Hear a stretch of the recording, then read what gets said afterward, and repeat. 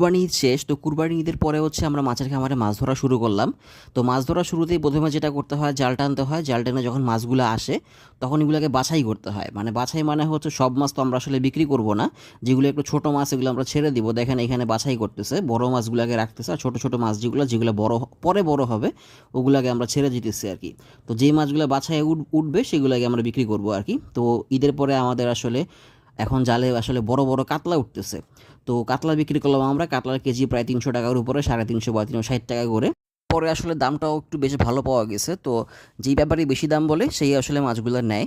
তো আমরা হচ্ছে ওদের গাড়িতে তুলে দিই। আর বাসার জন্য হচ্ছে খুব বড় একটা কাতলা কাতলা মাছ নিলাম। এটা প্রায় ৫ থেকে ৬ কেজি তো হবেই।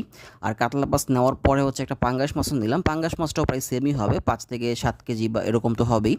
এখনও যদিও আমাদের পুকুরে খুব বেশি পাঙ্গাস মাছ নাই, আগে ছিল, বিক্রি করে দেওয়া হয়েছে। তো যেগুলো আছে দুই একটা, এগুলো অনেক বড় হচ্ছে আসলে।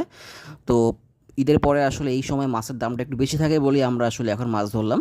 তো প্রায় ৬০০ থেকে ৭০০ কেজির মতো মাছ আমরা আজকে বিক্রি করছি।